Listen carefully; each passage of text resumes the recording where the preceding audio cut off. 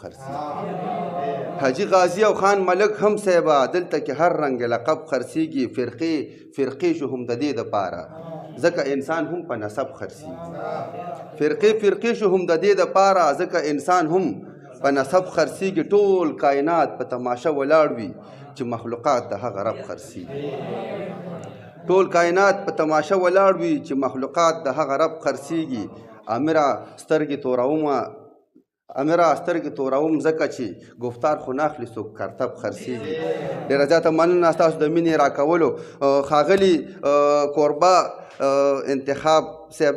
دریاب صاحب له بلنه ورکو چې راشي او د غني خان او د ټولو خو بړاس وباسي ځکه چې موقع ده تاسو په درون استقبال سره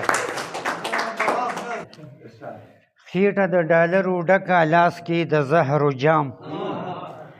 ما ته وایي چې یار پښتون دی ولدا جهاد دی سپینه پګړی لویه ږیره پټ پکې خامار دی دغه ستر کافر له سر چکول اصلي جهاد دی کور و که باغچه و که لښتې و که پټې و کور و که باغچه و که لښتې و که پټې و باغ د پښتون زری که بیابان که ځان له چې رور وژني نو بېشکه چې کافر دی بل له چې یار وژني دا اصلي زوی د شیطان دی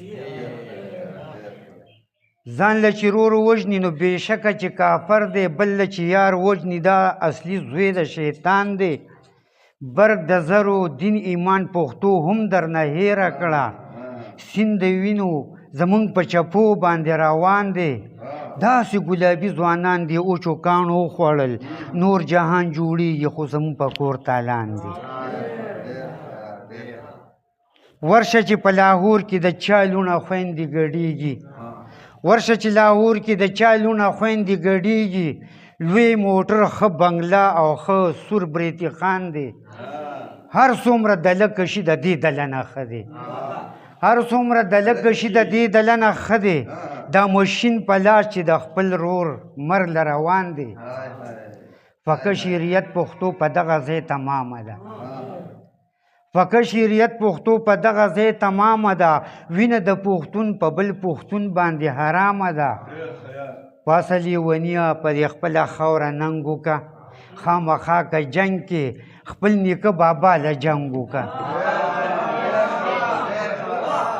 پاسه لیونیه په دې خپله خاوره ننګ وکړه خامخا که جنګ کې خپل نیکه باچا له جنګ وکړه د بوري مور او د کونډې خور اوښکو ته دې ګوره د بوري مور او د کونډې خور اوښکو ته دې ګوره ای پښتني وینې پاسه ودانګه غورځنګ وکړه ای پښتني وینې پاسه ودانګه غورځنګ وکړه بیګا خفه ناستم د یار کوڅه کې یار راووته د کوره په غوسه کې چې څه په خولې ورتلل هغه یې ووې ډېر یې ورټلم خپله دروازه کې بیګا خفه ناستم د یار کوڅه کې یار راووته د کوره په غوسه کې چې څه په خولې ورتلل هغه یې ووې ډېر یې ورټلم خپله دروازه کې بیا ویل ته روغې که لیونې ما ویل روغ انسانان نه ګرځي په شپه کې بیا ویل ته روغې که لیونې ما ویل روغ انسانان نه ګرځي په شپه کې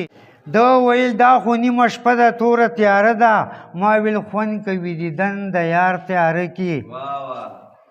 ده وی ای غني ځان به په چا مړ کي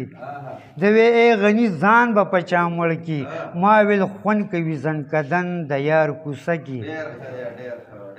صدر صاحب